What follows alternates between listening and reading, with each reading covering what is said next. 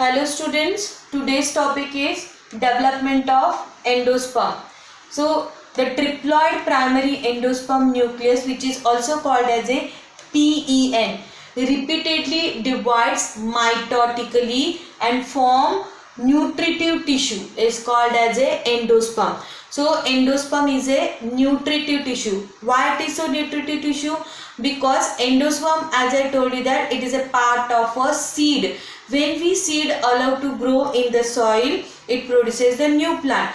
So seed consists of endosperm as well as embryo. So this embryo germinate and forms the new plant. So for the germination of the embryo, it requires energy, and that energy gets provided by the endosperm. So this endosperm consists of food material. So that's why this endosperm is called as a nutritive tissue. So the endosperm is a nutritive tissue, and it is developed by the first cell, that is what, primary endosperm nuclei. So this primary endosperm nucleus divides mitotically and form a mass of a tissue or mass of a cell, that is called as a endosperm. So here, after or in the post fertilization, within the ovule, the embryo, development of embryo and the endosperm occurs simultaneously. Here is a primary endosperm nuclei shows the repeated cell division, and that repeated cell division forms the mass of a cell or tissue is called as a endosperm. So the remaining cells which is present in the embryo sac, what are these? Antipodal cells. So that antipodal cells gets disorganized soon or later, and it allowed to grow the endosperm. So it provides a space to develop the endosperm. So that's why these cells gets degenerated. Now there are the three types of endosperm which based on the development of the endosperm. So it is based on the mode of development of the endosperm. So there are the three types: nuclear type, cellular type and halobial type. So first we will see about the nuclear type. So most commonly it is found in 161 families, angiospermic families. Okay, and in the nuclear type, the first cell, what is that? Primary endosperm nucleus divides mitotically and forms the free nuclei, and these free nuclei appear scatterly inside the embryo sac, and here it develops the central vacuole. So due to the growth of central vacuole in the embryo sac, these free nuclei get shifted towards the periphery. Okay, here I want to show you. This one is a oospore. This is the oospore. Okay, that oospore gets developed into the embryo, and the remaining is a part of inside the part of embryo sac. These are the primary endosperm. This primary endosperm divides and forms the many free nuclei. So here we can observe the central vacuole. Due to this, these free nuclei shifted towards the periphery. Periphery means what? Corner, at the corner. Okay, so it gets shifted. So centrally this one is a vacuole. Now later on, this vacuole gets disappeared due to the, what is that?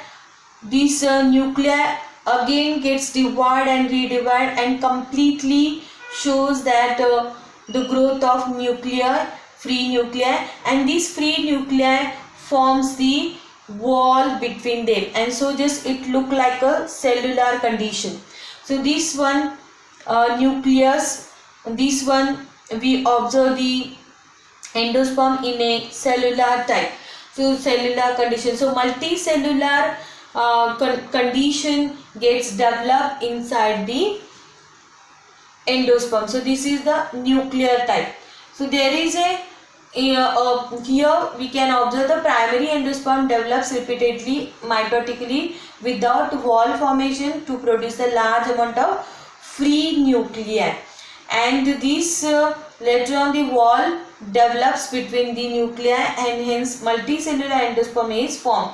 The centrally placed vacuole, due to this the nuclei gets pushing at the periphery region. So this we can observe in the wheat, sunflower, coconut. So these are the plants shows such type of a nuclear type of a endosperm. Now sometimes we can observe little bit different condition in the coconut. So coconut bears what? Coconut produces the multicellular condition at the periphery or outer side, outer end, and the free nuclear at the center. Okay, so this we can observe in the coconut. So here wheat is a monocotyledon, coconut also the monocotyledon, sunflower is a dicotyledon. So nuclear type we can observe in both monocot as well as in dicot. Now there is a next one, that is a cellular endosperm. In this what? First cell, primary endosperm nucleus. It divides mitotically and form the two daughter nuclei. Immediately it follows the cell wall formation between them. So this one cell divides into the two daughter cell. One nuclei divides into the two daughter nuclei. Immediately it follows the cell wall formation. Okay, so this cell wall formation we can observe in them, and this again this nuclei divides mitotically. Okay, again it forms the cell wall formation. Here again it forms the cell wall formation when it divides into the 1 into 2. So these kind of ways repeatedly mitotic division occurs in the nucleus, occurs in the endosperm, primary endosperm. So like this way we can observe the cell plate formation between the each nuclei. So likewise we can say that this condition is a cellular type of, so that's why cellular endosperm. This we can observe in both monocot and dicot plant. Okay, so there is a balsam, petunia, barley grasses. These are the plants which shows the this kind of a cellular endosperm. So balsam is a dicot and barley grasses, these are the what? Monocotyledon plant. So it is also observed in dicot as well as monocotyledon plant. So but in monocotyledon there are the total 72 families of dicot families. 72 dicot families possesses the cellular endosperm. Okay, so this is all about cellular endosperm. Now next one, that is a halobial type of endosperm. Now it occurs in halobials of monocotyledon. So this is especially we can observe in monocotyledon plants. So monocotyledon plants what? Again maize, wheat, rice. These are the monocotyledon plants and which shows the halobial type of endosperm. Now in this case first division of the primary endosperm is followed by a transverse wall between them. So here is a, it shows transverse wall. So this is the primary endosperm nucleus divides into the two daughter cells and immediately it forms the transverse wall formation. So the here is a cytoplasm gets divided unequally. So the one cell becomes bigger and other cell becomes smaller. So the other one cell which is a bigger in size, it is towards a micropylar end. So this is what? Oospore develops into the embryo. It converts into the embryo. So here oospore is a fusion of male and female gametes. So that's why it forms the oospore. So this is the at the micropylar end. This we fusion observe in the at the micropylar end. So that's why this cell towards the micropylar, bigger cell towards the micropylar end and smaller cell towards the where it is chalazal end. So these kind of ways we observe the two types of cells.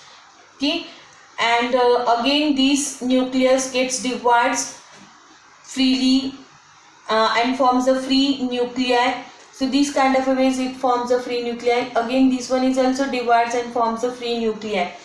So this we can say that halobial is intermediate between the cellular as well as in the nuclear type.